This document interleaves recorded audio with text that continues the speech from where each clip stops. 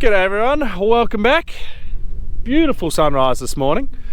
So today I'm hopefully going to get spreading and Henry is currently out spraying, and I'm standing here next to some fencing gear. Darren's going to be here shortly, and I'm just going to go through him. He's the one that's doing our horse fencing, but the horse fence is he's got a problem with his whole assembly and rig, and he can't do the horse fence, but he can do the boundary fence. So we're going to do the boundary fence along here because we took this boundary fence out years ago and we just haven't got around to doing it.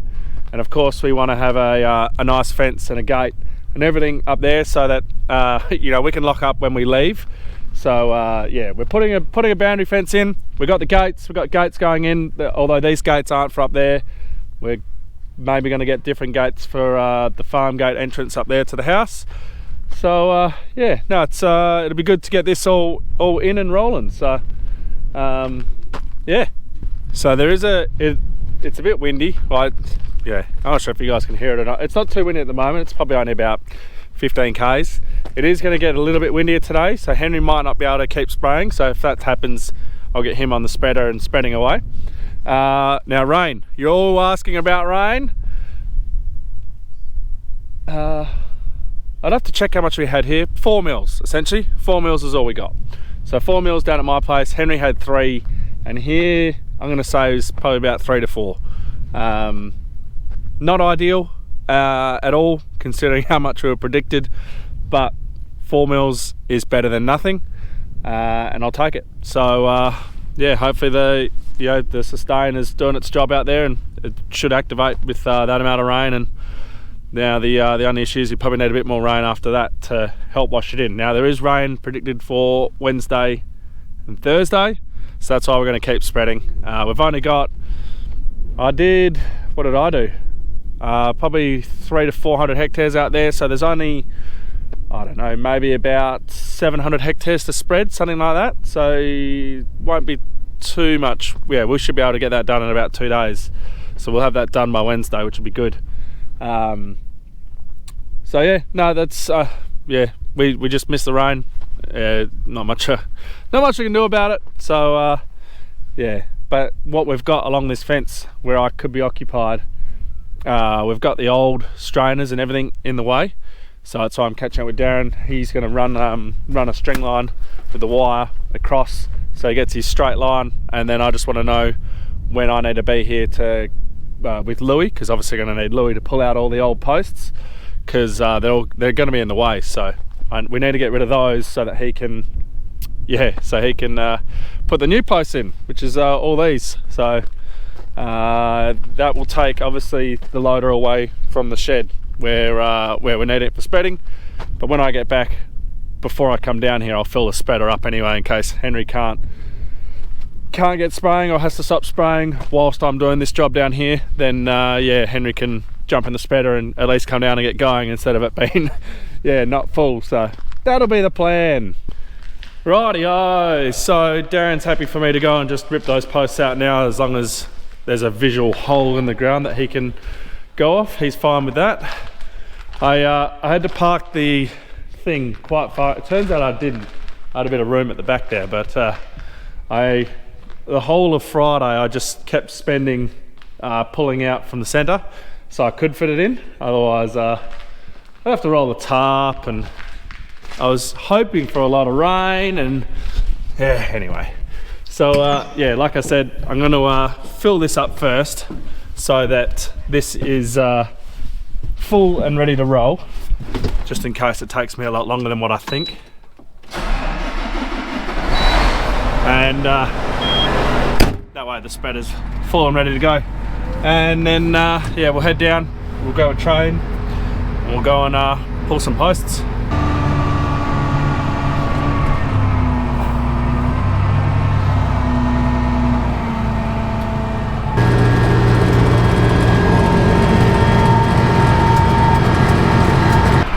Alright, so this is what I'm going to do. I'm taking out this box strainer.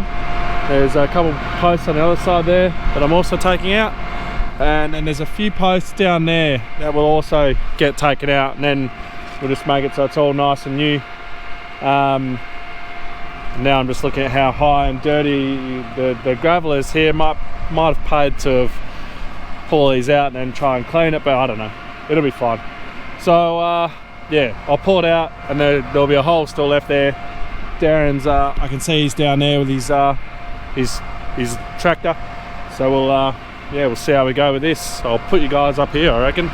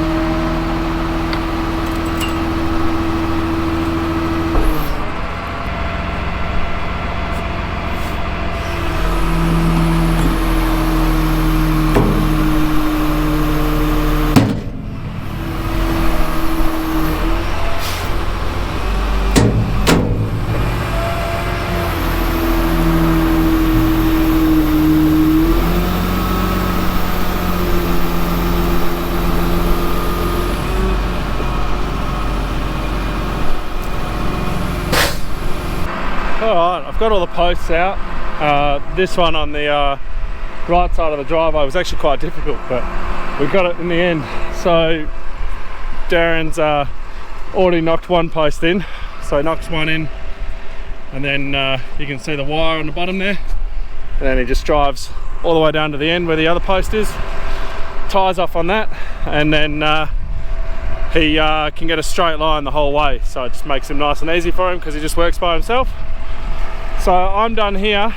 I'm just going to go to the west side, so we're going to have a double gate down the end there, so that's 12 metres, and then we're going to have a 6 metre gate up this end, so that means I can still get boom strays and spreaders and chasers through. So I just need to make that approach a bit wider for the road. And then here, this is a 12 metre gate, so 2 6s, but Rhiannon wants some custom gates here, so we're not going to use, you know, just your bulk standard entry gate. So I've actually got to call up someone in town and organise that. So we'll go up here and we'll clear some trees. Okay, so this is the entrance I'm talking about. We're going to have the 6 metre gate here, and yeah, I just want to clear this so it's back, probably back where that rock is, if you can see that rock. Clear it all back to there. I've just realised we're going to have one issue. I didn't realise that it was a box strainer at this side that had fallen down, and that is a solid bit of wood. So normally when they're falling down they're rotten, but I can 100% guarantee you that was the bulldozer 6, 7, 8 years ago whenever we did this. He's knocked that by accident, obviously. So I'm not sure what I'm going to do there. What I might do is I'll clear this up and I'll dig around it with the loader and see if I can try and get a chain on it, but I don't like my chances. I might have to dig down, get a chainsaw and cut it and bury it, because as you guys see when I'm pulling them, you know, you need a fair bit of length to grip on. But just a history side of thing. One cool, and again, if it's really windy, I apologise. But a cool thing, this here is a surveyor's peg. So right here, you've got 1154, and that's location 1154, which is this farm here. And then on this side, that says 1154 as well. It's gone. I reckon it would have been this side here has the stamp from the surveyor, and it also points which way is north, I believe. So yeah, we've got one at well, there should be one on every block, but as you can see, these are done now. I would have to ask Dad. I reckon these are done in the 60s or early 70s, so you know, they've lasted pretty well. There's one for where Rasheen is, and it's actually in really good condition, and we kept it. Well, I found it when we did the fence iron. We kept it, Rhiannon stained it, and it's on the side of the house. So because we can still see the 1154, I'm going to put this in the loader and keep this one, because yeah, it's a lovely bit of history. I love it. It's yeah, it's just fantastic. So anyway, I'm going to get to cleaning this up.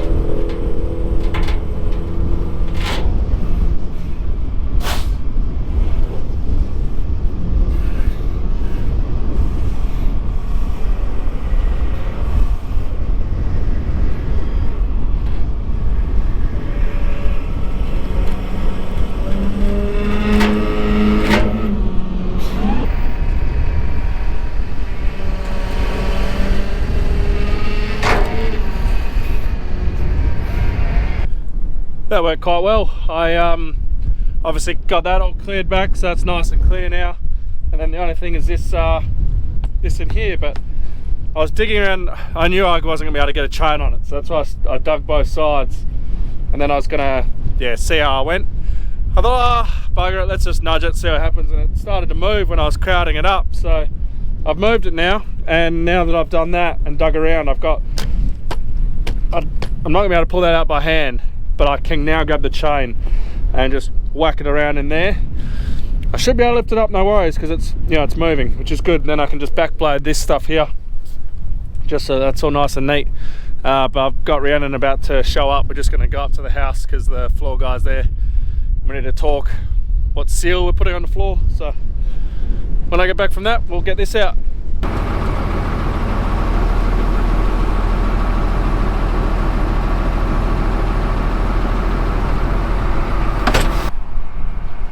That worked really well.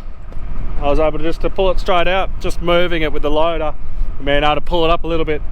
Was quite good, made it loose. So I'm glad we don't have a giant tyre stopper that's going to pop tyres. So now I'm just going to backblade that, get it all nice and clean again, so it's all smooth, and then I can get the loader back to the shed. And I'm guessing that it was started to get a bit too windy for Henry, because there he goes with a nice full spreader load. And there we have it, nice and smooth. You wouldn't be able to tell that I dug a hole and there was a pole there.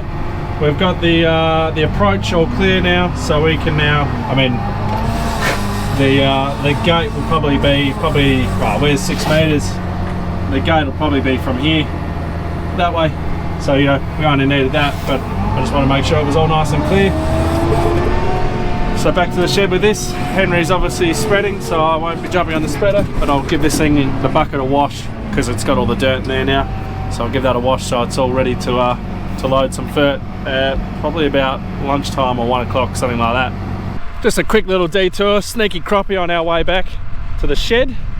I thought I'd just pop in here and show you guys the canola because it is looking just amazing. So it is just fantastic to see. The canola is up and away.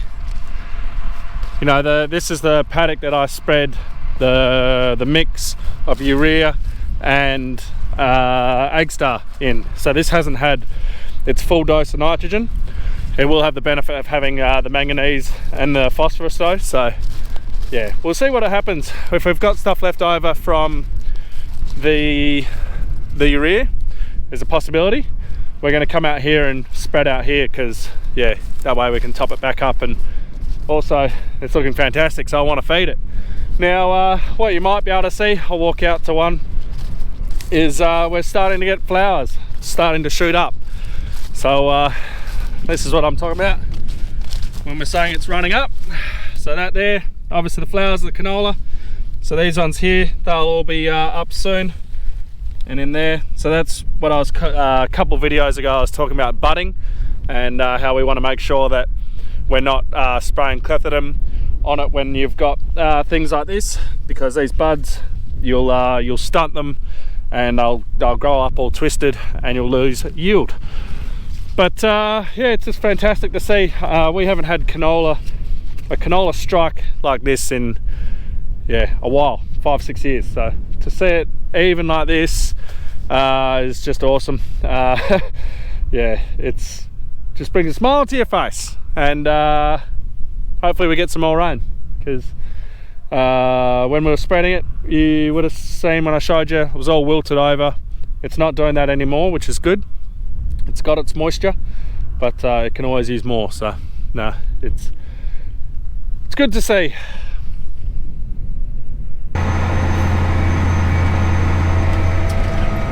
Bit of a change, the latest sown wheat to the the start, the early sown canola, our first sown stuff. But yes, I'm in the spreader. So when I got back to the shed, I washed out the bucket, and then the wind had dropped right off. So I've come out here and swapped with Henry. The wind has come back up a little bit, but I think it's still right for him to get spraying. Yeah, so while it's right for him to spray, we might as well get him out spraying and not missing those opportunities. So yeah, I'm in here and I've got 8,400 kilos to go. I think Henry said I got a bit over 10 ton on board, so nice full spreader load. So I'll be out here for a little while. But yeah, no, time to get my phone paired to the radio, start listening to my audiobook.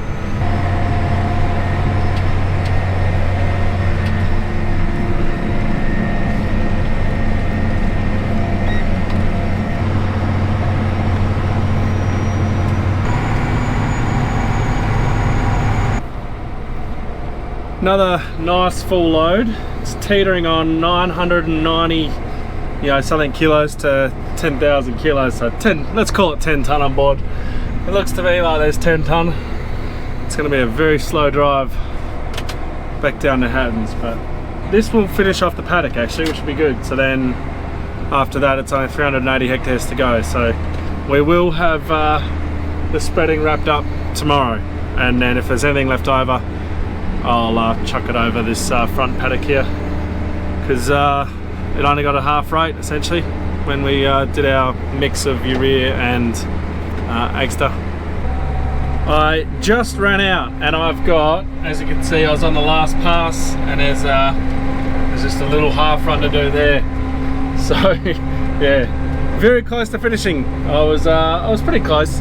But that's the end of the day. So what have we done? 391.3 hectares for the day. So a good result. And then tomorrow we'll be in the last paddock that needs to be spread. That's 380 hectares. So we should get that done tomorrow. And fingers crossed, we get that rain on Wednesday, or it's still saying it's coming, so let's just still assume it's coming. So anyway, we'll leave the video there, everyone. So thank you very much for watching. Don't forget to like, subscribe and share, and as always, I'll catch you in the next one.